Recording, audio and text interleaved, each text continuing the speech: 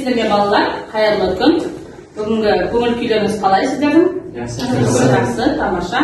Олай болса біз бүгінгі сабағымызды бастайық. Бүгінгі сабағымызды бастамас бұрын біз үй жұмысына қандай тақырыптар берілгенін сұрап алайық. Үй жұмысына қандай тақырып берілген бізге? Біреуіміз тұрып, Динара айтамын. Ыбырай Алтынсариннің өмірбаяны және Ыбырай Алтынсариннің қоғамдағы ұлы ағартушы педагог. Өткен сабақта біз қоғамдағы саяси қызметі сол жөнінде соңғы 4-5 жоспарларды оқып талдаған болатынбыз. Жақсы. Олай болса балалар, сіздерге қазір бірнеше сұрақтар беріледі. Сол сұрақтар арқылы үй жұмысын толық қорытындылап талқылап шығамыз. Түсінікті ме балалар? Жақсы. Экранға қарайық, назарға қарайық. Бірінші сұрақ. Сіздерге Ыбырай Алтынсариннің ағартушылық көзқарасы қалай қалыптасты дегенді. Абай Құнанбаев туралы түсіндік, енді сіздердің ойларыңызға толыққанды жеткілікті материал берілді деп ойлаймын. Енді алғашқы біздің мынау мектеп көрінісі жаңағы бастапқы осы Ыбырай мен Абай, Шоқан, енді барлығын қатар өтіп жатырмыз ғой, 19 ғасырдағы халыққа білім беру ісі, ағарту ісі тарау болғандықтан біз үш ұлы тұлғамызды қатар алып жүреміз. Алғашқы мектеп көрінісі, алғашқы жаңағы кел балалар оқылып, Ыбырайдың жаңағындай ат үстінде жүріп, ұйықтаған халық деп айтамыз, ат үстінде жүріп, қай жерде болсын тоқтап, өз білімдерін толық жетілдірген деп айтамыз. Сіздерге суреттер беріп тұр. Енді Абай қандай адам болса да біз Абай Құнанбайұлының жаңағы сіздер видеоматериалда толыққанды Абайдың бірінші, екінші, үшінші жоспар, бүгінгі жоспар бойынша толық мәліметтер сіздерге берілді.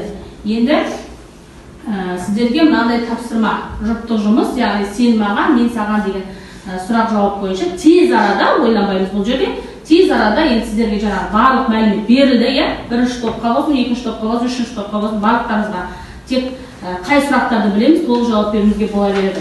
Жақсы, бірінші сұрақ, Абайдың туған жері қай жер? Сіз?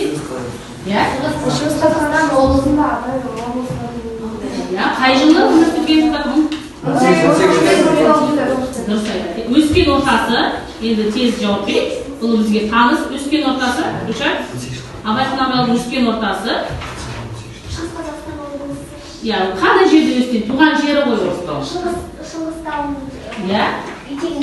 етегінде өскен ортасы бойынша, яғни қасында қандай балалық шағы өтті деп айтуға да болады. Екіншінші жалпы өз ойларыңызды айтуға да болады. Енді сіздер үшін қаламсап береміз. Жақсы Гүлшат. Абай Құнанбаевтың шығармалары, өлеңдері, поэмалар арқылы біз 19 ғасырдың өмірін айқын біле аламыз. Абай 19 ғасырдың 60-90 жылдарында қазақ-орыс қарым-қатынасына реформалар жүргізді. Тағы да? Аяулым? Қолдарын алып оқысындар ма? Абай ол өз ойыңызды айта беруге болады. Абай жазушы, композитор, аудармашы. Тағы да? Халық ағарту ісіне қалай келді Абай? Бері қарай? Қалай бастады? Көп деген көрсетті ғой видеода сіздер. Тағы да кімдердің әңгімелерін, аудармаларын оқыды? Тағы да? Қорғайтын топ бар ма? Көп етсеміз ба? Толстой. Тағы да? Пушкиннің, Лермонтовтың. Тағы да? Абай басқа орыс қалаларының еңбектерін аударды, саперлік қасиетімен, әншілікпен біздің көрімізге аударды. Жақсы, біз жаңағы екінші жоспарда, балалар, біздің бүгінгі өтіп жатқан тақырыптың екінші жоспарында орыс зиялыларымен араласу деген жоспар бар, түсіндіңіз ме?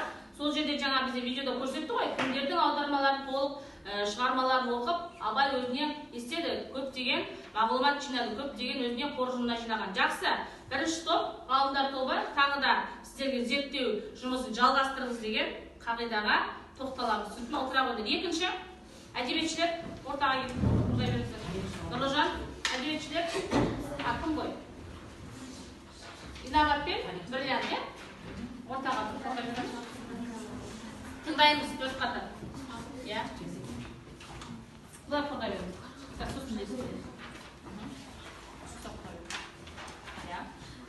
Абай орыс тілі тамаша меңгерді. Бұл оған орыс ақыны Лермонтовтың бірқатар өлеңін қазақ тіліне аудару аударуына мүмкіндік берді.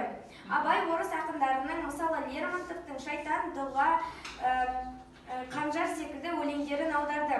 Абайдың «Татьяна» хатының сөзіне шығарған «Татьяна» қырдағы айнық халық елдің сүйікті әніне айналды. Жақсы. Қазақтың ұлттық дастан қозғалысының көрнекті жетекшісі Бөкейхан, Әлихан Бөкейхан өзінің қазақ даласындағы әртүрлі ой іздеті болған кезінде, ондағы ақындардың Пушкин мен Лермонтовтың Абай аударма өлеңдерін жақсы білетініне көз жеткізді. Жақсы, оны домбыраға салып, ауыл адамдарына айтып берген. Жақсы, бұл әдебиетшілер Абай Құнанбаевтың аудармашылық қызметін сіздер кітаптан мәтінен алып оқып, істеп отырсыздар, зерттеп отырсыздар. Тағы да сіздерге жаңа видеоматериалдар көрсетілді ғой. Абайдың көптеген қаншама шығармалары бар, аудармашылық қызметінде қаншама осы орыс ғалымдарының бірнеше шығармаларын толық аударып оқыған. Жақсы балалар, бағалайықшы енді. Келесі сіздерге берейін, иә? Бағалайықшы. Қандай топпен бағалаймыз? Иә? Іліп қоя ғой, көшеге. Жақсы. Бағалау парағына өздеріңіз жазып қойыңдар. Яғни мен бағалап кетейін. Бұл топтарда әлі де толық зерттеулік қажет деп ойлаймын. Түсінікті ме? Үшінші топ. Тарихшылар Абай Құнанбаевтың нағыз ең соңғы үшінші, төртінші топ қазақ тарихында алатын орны бойынша сіздер толық бізге Абай Құнанбаевты зерттеп айту керексіздер. Түсінікті ме, Нұржан? Сөз кезегі сізде. Ұлы ақын жас көрсетіп оқы. Ұлы ақын жас ұрпақты имандылыққа, адамгершілікке, ғылыми білім үйренуге шақырды. Ұлы ақын өз шығармаларында халықты ғылыми белсене айналысуға үндеді. Тағы да білім алуға, жұмылға еңбек әрқашан жемісті және ізгілікті қадап айтқан. Жақсы, өз ойларыңызды айтыңыздаршы, тағы да осы кітаптан мәтіннен бөлек өз көрген материалдарыңыз бар, өз ойларыңыз қандай тарихта алатын орны бар Абай атамыз? Абай өзі тәрбие алу үшін өз пікірінше үш фактор болады. Қандай? Бірінші, өз баланың тегі өзіне жағымды болу керек. Үшіншіден, оның өмір сүрген қоршаған ортасы жақсы болу керек. Тағы да? Қандай орны бар тарихта? Көптеген біз Абай Құнанбаевты бастауыш сыныптан бастап оқимыз. Көптеген газетте сіздер толық нақты біздің тарауға келгенде толық зерттеп жатырмыз Абай Құнанбаевты. Әлі де 2-3 сағатымыз бар. Бүгін біз бастап отырмыз, түсінікті ме? Бірақ негізгі алатын орнында біз үнемі біліп жүруіміз керек. Жақсы, тағы да ойыңыз бар ма қосатын? Абай Құнанбаев ол жастардың бойындағы жаман және оған зиян келтіретін қасиеттерді балаларды көбінесе мектепке беріп және әртүрлі өлеңдер шығарғысы келді. Жақсы. Ол бұл мәлімет туралы былай деп айтқан еді. Балаларды мектепке беру керек. Біз балаларды мектепке берсек, олар балаларды дамытып және оларды әрі қарай сабақ оқуға талпынады. Жақсы. Қыздарды да мектепке беру керек. Жақсы. Сонда барлық адамның тек қана білім көзі адамның барлық адамгершілігінде ойына қалыптасқан кезде, білім алған кезде, адамның жан-жақты ойы қалыптасу барысында біз бірінші кезекте білімді қоямыз. Жақсы, Нұржан, айтқым келгені осы сөз сияқты. Жақсы, төртінші белгісті министрге дайындап келген. Бұған үлгермей қалдық. Енді үйге тапсырма. Оны да сіздер сұрақты дәрістеуге аласыздар. Түсінікті ме? Екінші, үйге тапсырма, яғни біз позиция, түсіндіру, мысал келтіру, қысымыз формаларын қолданамыз ғой, себеп салдар. Осы себепте не себепті Абайды хакім Абай деп таныған деген үлкен сұрақты сіздерге үй жұмысына беріп келіп отыр. Түсінікті ме? Енді бүгінгі кері байланысты сіздер жазасыздар. Түсінікті ме? Кері байланысты сіздер бересіздер маған, түсінікті ме? Бүгінгі жалпысы Абай Құнанбаевты бастадық. Түсінікті ме? Яғни Абай Құнанбаевтың хакім Абай ретіндегі негізгі не себепті атаған ретінде туралы сіздер үй жұмысына аласыздар. Бірақ толық оны біз әлі де келесі сабақтардан естиміз, ашатын боламыз. Түсінікті ме? Жақсы балалар, түсіндік па бүгінгі сабақты? Өзімізге әсер алдық па?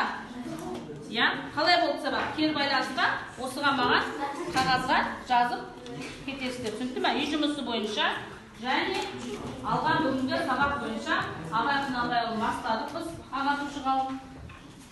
Әлі де 3 сабақ қарастырамыз, түсінікті ме? Бүгінгі сабақ бойынша әсерлерді осы қағазға жазып. Түсінікті ме?